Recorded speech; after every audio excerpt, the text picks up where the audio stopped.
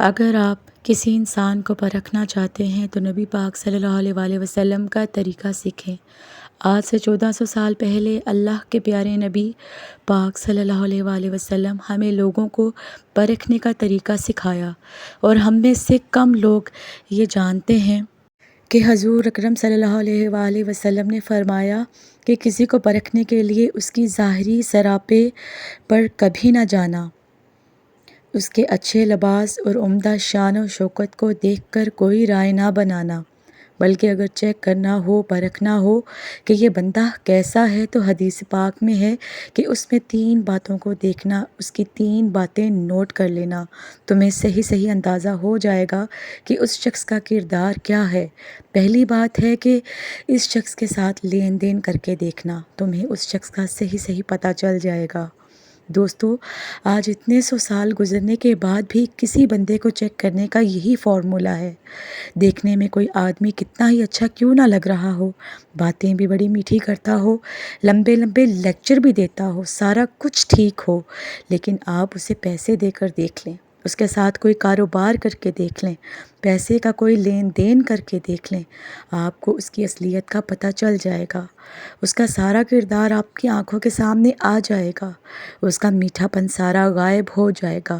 تو کون ہے اور میں کون ہوں؟ آپ سے پیسے لے کر وہ بندہ ایسے غائب ہو جائے گا کہ آپ اسے ڈھونڈتے پھرو گے۔ بالکل ہی پرفیکٹ فارمولا ہے جو آج بھی کام کرتا ہے۔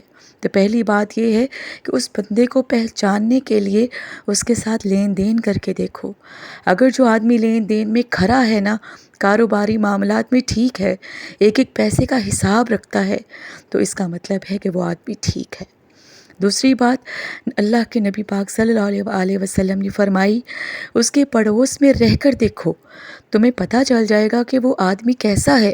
پڑوسی سے بہتر آپ کو کوئی نہیں جانتا۔ پڑوسی آپ کے بہت سے ایسے رازوں سے واقف ہوتا ہے جو دوسرے لوگ نہیں جانتے۔ باہر جب بندہ نکلتا ہے تو بڑا تیار شیار ہو کر نکلتا ہے، بن ٹھن کر خوشبو نکال کر گھر کے اندر کیسے رہتا ہے، یہ پڑوس میں رہنے والے کو صحیح پتہ ہوتا ہے۔ اللہ کے نبی پاک صلی اللہ علیہ وآلہ وسلم نے فرمایا، پڑوسیوں کے حقوق کے بارے میں بڑی سخت وعید کی ہے۔ آپ صلی اللہ علیہ وسلم نے فرمایا کہ وہ شخص ہرگز مومن نہیں جو خود پیٹ بھر کر کھائے اور اس کا پڑوسی بھوکا رہے۔ آپ صلی اللہ علیہ وآلہ وسلم نے یہ بھی فرمایا کہ حضرت جبرائیل علیہ السلام نے مجھے پڑوسیوں کے حقوق کے بارے میں اتنی تاکید کی ہے کہ مجھے گمان ہوا کہ شاید پڑوسی کو وارث بھی بنا لیا جائے گا۔ تو جو انسان اپنے پڑوسی کے ساتھ اچھا ہے نا، وہ ایک اچھا انسان ہے۔ جس بندے سے اس کی پڑوسی خوش ہوں گے نا، تو یہ بات اس شخص کی پہچان کرنے کے لیے کافی ہے، آپ اس کو اچھے بندوں میں شمار کر سکتے ہیں۔ تیسری بات، اللہ کے نبی پاک صلی اللہ علیہ وآلہ وسلم نے فرمائی کہ اگر کسی شخص کو پرکھنا ہو اور اس کو دیکھنا ہو اور آپ نے اس کو چیک کرنا ہو، تو اس کے ساتھ سفر کر کے دیکھو، اس کی ساری شخصیت کھل کر سامنے آ جائے گی۔ دوستوں، سفر ایک ایسی چیز ہے جس میں اچھے لوگ کھل جاتے ہیں، کیونکہ جو سگریٹ پینے کا عادی ہے وہ چند گھنٹے تو آپ کے ساتھ یوں کر بیٹھ جائے گا، لیکن جب آپ اس کے ساتھ سفر پر جائیں گے، وہ 4 گھنٹے جب گزاریں گے تو وہ اپنی عادت آپ سے چھپا نہیں پائے گا۔ ایک بندہ اگر دیندار ہے، نماز کی عادی ہے، آپ اس کے ساتھ سفر کریں، آپ کو پتہ چل جائے گا، نماز کے ٹائم پر وہ رکے گا، نماز پڑھے گا، آپ دیکھ لو گے کہ وہ لوگوں کے ساتھ معاملات کیسے کرتا ہے، رات کو سوتا ہے کیسے، اٹھتا ہے، بولتا کیسے ہے، کھاتا پیتا کیسے ہے۔ سفر کے دوران انسان کے لیے دوسروں سے اپنی اصلیت چھپانا بہت مشکل ہو جاتا ہے۔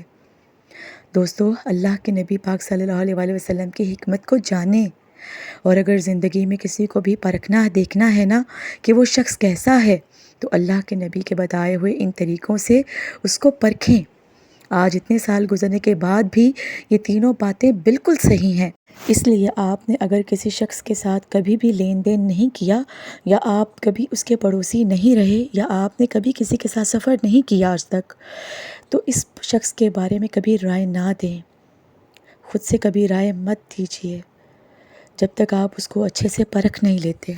پرکھنے کا طریقہ تو ہمارے نبی پاک صلی اللہ علیہ وآلہ وسلم نے خود ہمیں بتا دیا ہے، آسانیاں آپ کے لیے پیدا کر دی ہیں، اس لیے دیکھیں، پرکھیں، کھل کر دیکھیں، تب بھی کسی کے بارے میں ججمنٹ کریں، اس سے پہلے کسی کے بارے میں کچھ مت کہیں۔